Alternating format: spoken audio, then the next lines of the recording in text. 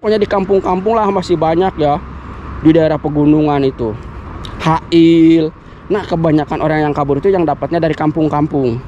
Gitu. 11 tahun saya nggak bawa pernah Edi. Ayo deh, bos kamu nginjak kupling terus nanti habis malah kuplingnya. Ayo. Halo guys, assalamualaikum warahmatullahi wabarakatuh. Jumpa lagi di channel saya. Di video kali ini saya bersama Kang Rijal Musafir guys. Nih Kang Rijalnya ada di dalam mobil ya. Saya lagi nunggu Mas Ari sama Kang Sobat TKI. Tapi yang mau saya bahas ini untuk para calon TKI Arab Saudi ya, yang belum pernah ke Arab.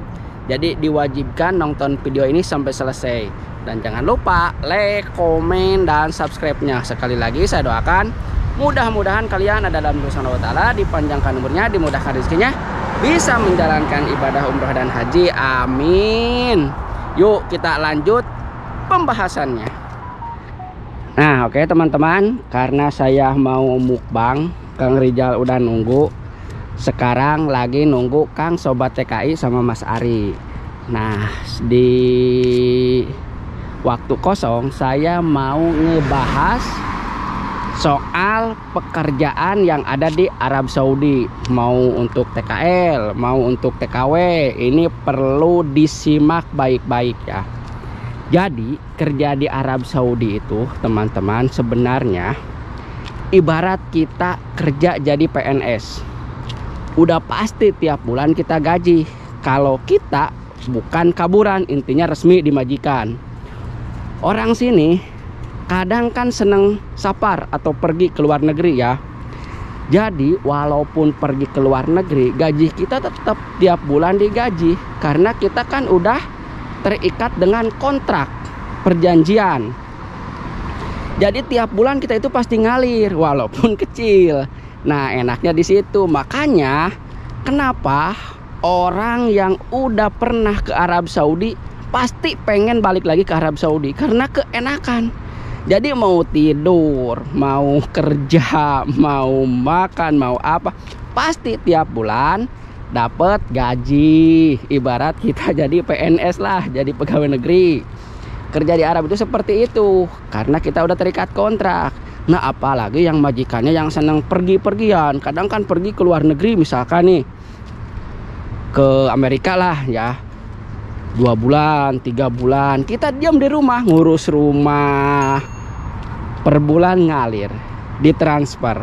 Nah enaknya itu di situ. Makanya kalau orang yang udah pernah ke Arab Saudi itu udah pasti pulang ke Indonesia itu udah pasti kelabakan. Kesatu karena pengalamannya kurang kalau untuk bisnis di Indonesia. Karena di Arab Saudi cukup dengan ngurus rumah majikan. Nih teman-teman lihat imarohnya ya. Ini berbentuk apartemen kalau yang kayak begini ya. Kita juga apartemen kan ya. Dibilangnya orang sini, dibilangnya itu imaroh kalau orang sini ngomong itu ya. Jadi seperti ini. Nah kalau asisten rumah tangga dapat majikannya tinggalnya di apartemen seperti ini enak teman-teman. Enaknya kenapa? Karena di sini nggak mungkin asisten rumah tangganya itu cuma satu rumah tuh, pasti banyak asistennya. Jadi bisa ketemu sama tetangga, sama-sama asisten gitu. Nah bahkan supir aja pasti ini setiap suga ini. Kalau orang kaya yang ngontraknya pasti punya supir. Jadi kita punya teman, nggak usah pergi jauh, nggak usah keluar jauh kalau pengen ngobrol itu. Nah kalau yang dapatnya di kampung itu kebanyakan orang yang kabur itu yang kerjanya di kampung. Jadi jauh kemana-mana, di situ banyak orang yang kabur. Jadi jenuh. Tapi kalau dapatnya di sini di pertengahan kota ya. Ini pokoknya untuk calon TKI wajib tahu nih, biar kalian tahu bagaimana kerja di Arab Saudi.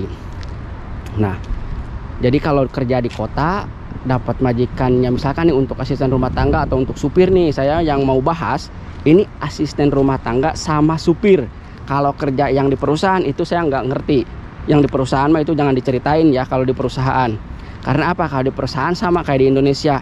Ada jam kerjanya, ada hari liburnya. Tapi kalau untuk di perumahan itu nggak ada. Walaupun di undang-undang ketenaga kerjaan emang ada, diwajibkan. sebulan sekali diwajibkan ada hari libur. Itu orang KJRI aja menghimbau kepada para TKI Indonesia, wajib ngomong ke majikan, kamu minta libur sebulan sekali. Itu ada di situ di PK-nya, di perjanjian ketenaga kerjaannya itu ada. Cuman orang sini nggak ngerti, karena kita udah terikat dengan kontrak.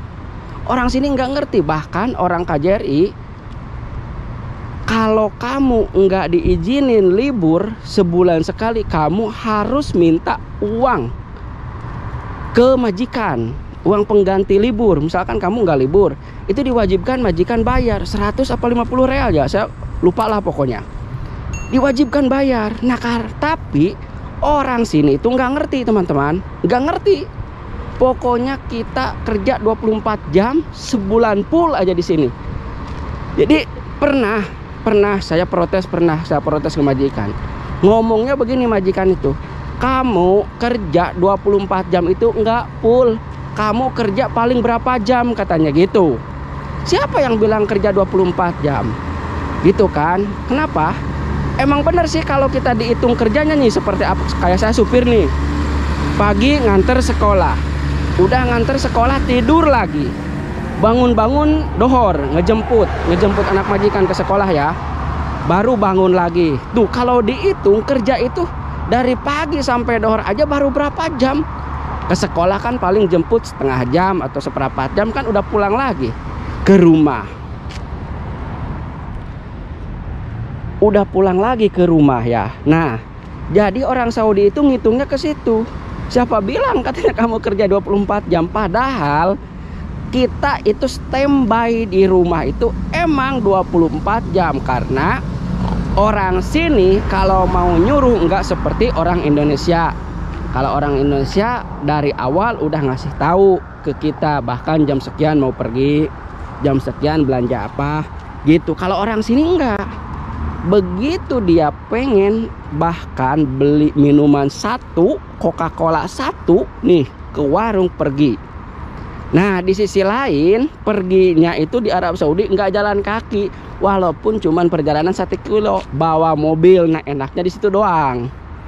Di Arab Saudi itu kalau kayak supir, walaupun perjalanan 1 kilo itu nggak ada acara belanja jalan kaki, pasti pakai mobil karena kunci kan selalu di kita, nggak dikasihin ke majikan. Jadi kita mau pergi beli, misalkan beli minuman sereal, beli makanan 2 real, itu selalu pakai mobil walaupun jaraknya deket. Nah, enaknya di situ.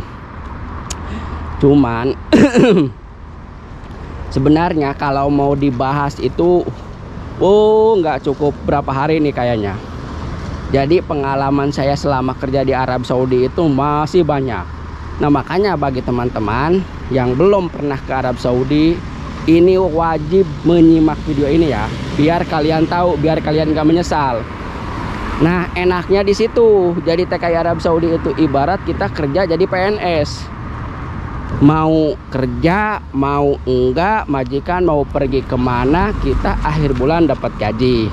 Nah, di situ makanya orang yang udah pernah ke Arab Saudi itu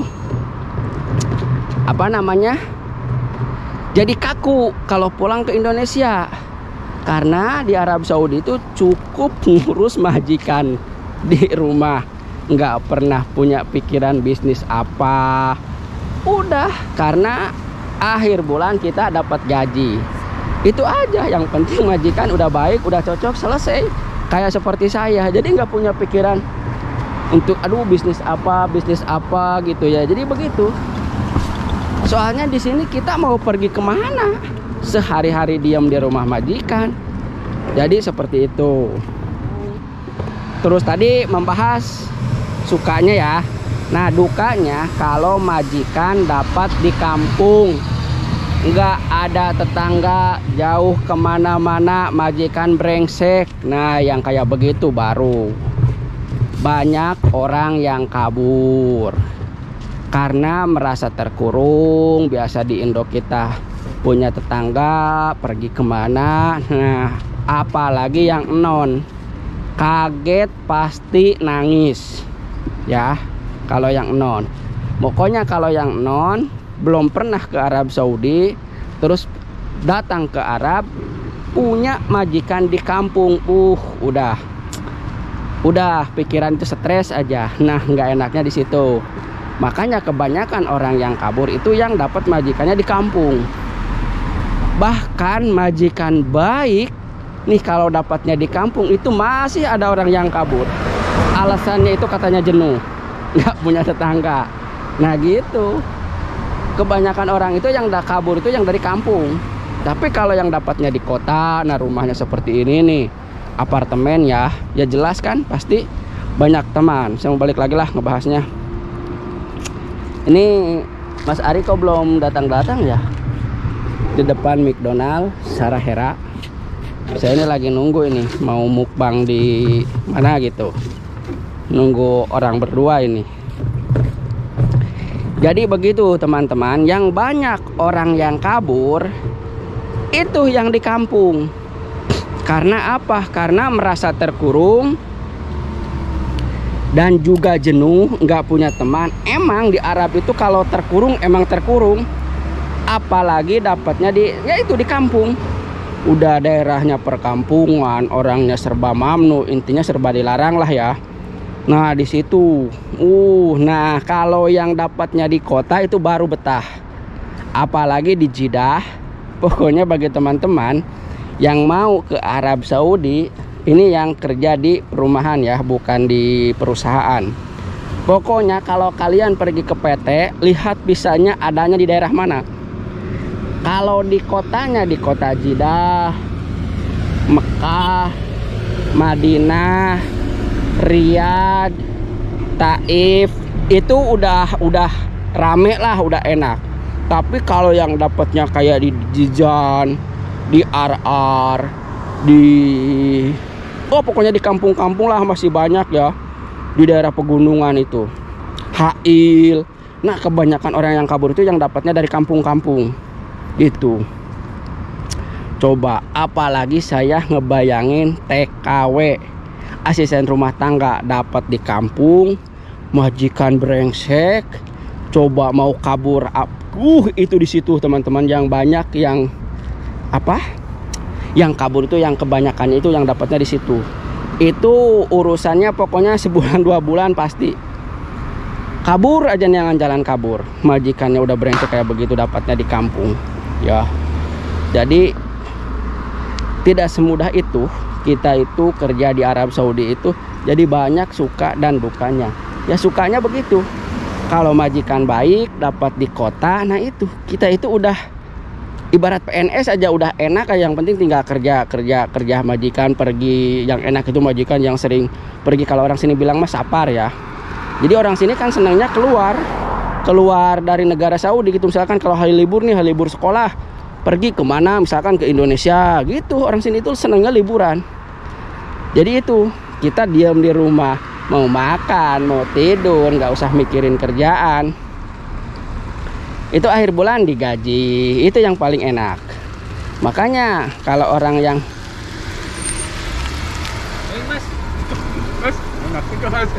jalan-jalan panas-panasan, mana bro kamu? Sana di belakang. Kamu tumben bisa bawa ID, katanya nggak bisa bawa ID. Nggak bisa mundur ini, gimana? Diangkat itu, teman-teman. Kalau supir lokal, diangkat itu ada itunya tuh. Kalau supir lokal begini, diangkat ininya. Nah, didekar ke depan. Aku lagi belajar, nih, Mas Arima mau diangkat ininya. Oh ya copot. Nah. Nih, dan juga bagi supir. Mundur sekarang mah. Awas di Arab Saudi itu, nih mobil saya kan kalau atretnya itu nih begini nih adik. Ada ini gitunya, kuplingnya. Ini linjok.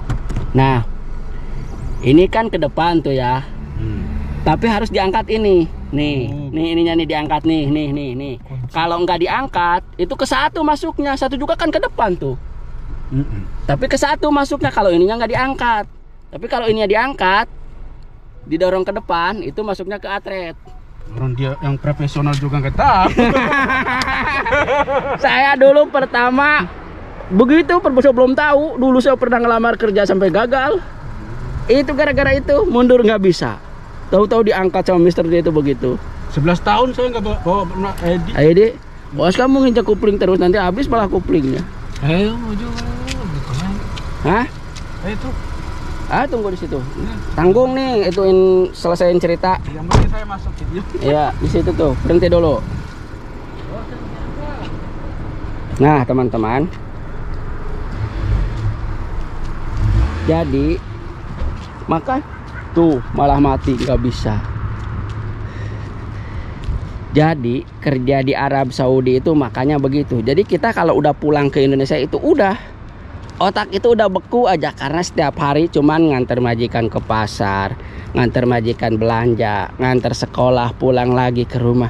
Makanya kebanyakan hampir 100%, 90% lah orang yang pulang dari Arab Saudi itu udah pasti beku aja. Di Indonesianya itu walaupun bawa uang segudang itu pasti habis. Bener, karena beku. Nggak bisa ngelola uang karena kebiasaan di sini di Arab Saudi, nggak punya pikiran apa-apa. Akhir bulan dapat gaji, wah itu rusak, kacau ini. Nah oke teman-teman, karena Mas Ari nggak bisa bawa mobil saya, ini malah maju mundur, lihat. Jangan disetir terus, nanti habis akinya. Aduh kacau ini ya. Tuh pokoknya kacau lah. Jadi video ini sampai di sini aja. Lain kali ceritanya mau saya sambung ya. Karena ini saya mau berangkat makan di restoran yang paling mewah se-Kota Jeddah. Jadi video ini disimak baik-baik, diperhatikan baik-baik untuk para calon TKI yang mau ke Arab Saudi. Jadi saya pamit undur diri. Wassalamualaikum warahmatullahi wabarakatuh. Waalaikumsalam.